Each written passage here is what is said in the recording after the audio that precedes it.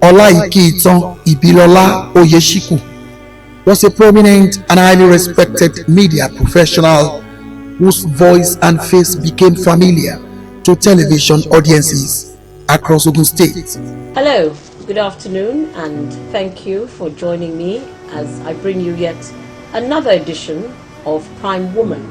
Fondly called Auntie Kiiton, she devoted decades of her life to broadcasting, earning admiration for her professionalism, eloquence, and commitment to mentoring younger journalists. She was a daughter of the renowned Oyeshiku family of Egbaland. Her father, Chief Nelson Oyeshiku, was the first indigenous managing director of the Nigerian National Shipping Line. The respected Egba chief, he was laid to rest within the family compound he built in Agodo village, Kobakwe, Abeokuta. Today, his cenotaph still stands there, but it was within that same compound that tragedy would strike. Saturday, June 20, 2026 began like every other day. For years, Auntie Kiiton had maintained an unusual tradition. Every morning, she sent WhatsApp messages to more than 200 friends and associates. That Saturday, the messages never came. At first, no one thought much of it. Some blamed poor network service, others believed she was simply busy. But when Sunday arrived, there was still complete silence. It was quite unfortunate. We still communicated since Thursday, and we were supposed to have a meeting in our place because we normally do our monthly meeting in our premises, and she always entertain us. But eventually, I did not see her call on Saturday. I messaged her. I discovered she was not responding. Then I came around, but I just looked from distance. I discovered her car was not in our car park, and I just go back to my house. Concern quickly turned into fear. Neighbors noticed that her vehicle was gone. The compound remained locked. Then came the horrifying discovery: our security guard had been brutally murdered. So on Sunday morning, one of the laborers that walks around just passing through, and they normally shout and greet each morning. That one discovered he didn't see Mama, and he noticed a cut of her entrance net. So he now came to me and called my attention. So immediately, me and one other landlord, we came into the scene. We went around and we discovered that her security guard has been killed and locked up inside the security house.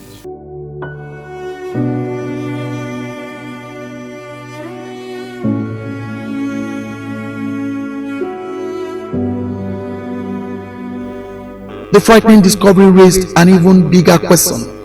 Where was Oiku Oyeshiku? Achieving kidnapped? Or was something even more sinister hidden behind the locked doors? Family members alerted the police. Well, she normally sends chats to me on a daily basis, but Friday we actually spoke. And then I didn't hear from her on Saturday. I felt, well, after church on Sunday, I would reach out to her. But I was called out on Sunday morning from the CDA chairman here that the security man had been murdered and I should come quickly. So that's when we came, and then we started all the process of investigating and informing the police.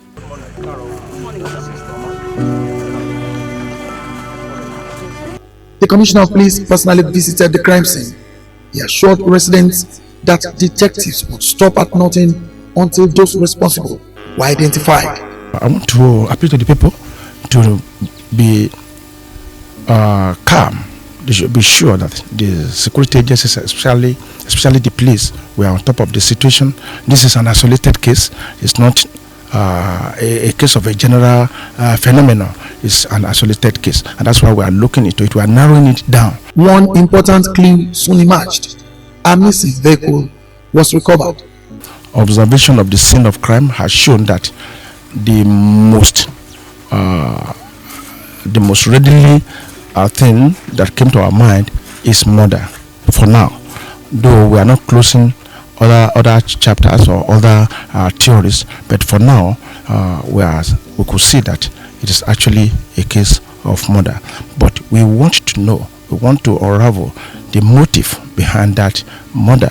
For days, the answers remained hidden until detectives uncovered a trail the killers never realized they had left behind.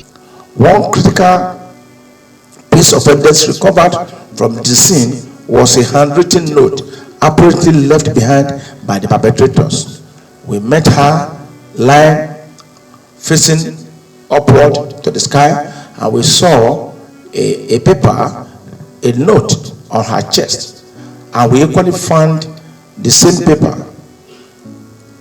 differently spread on the table in the living room, and discovered that one met on her chest, the handwriting was totally different from others that were spread. What began as one of Ogun State's most disturbing murder mysteries has now moved significantly close to justice. The search for those who murdered in a cold blood Olaikitan Ibilola Oyeshiku is getting closer.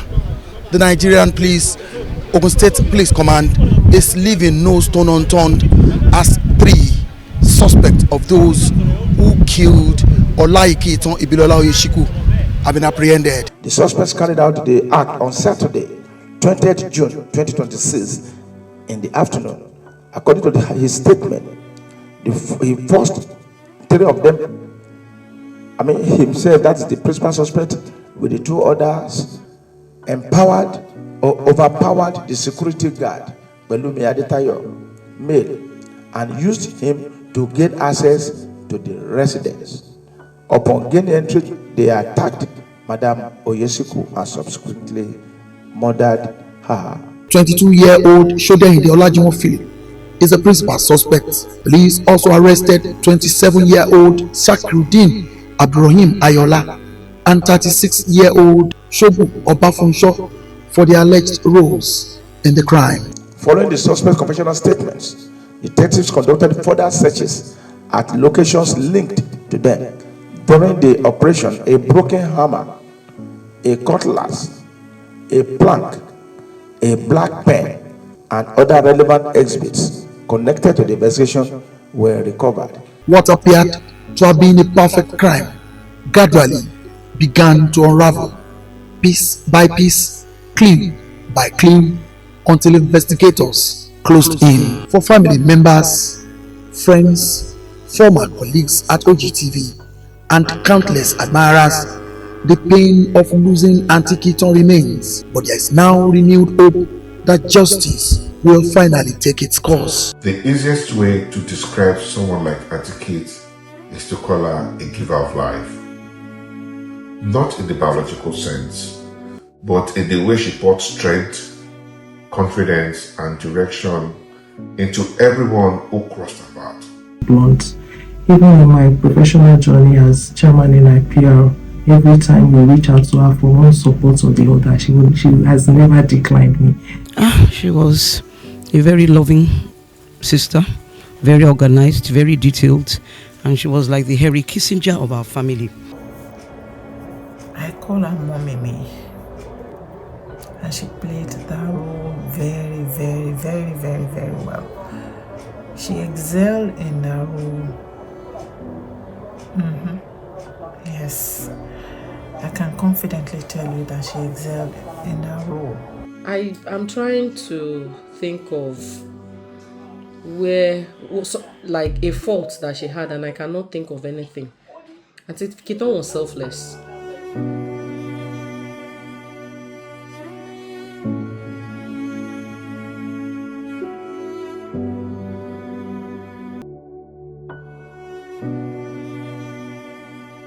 The mystery that once surrounded her death has given way to prosecution.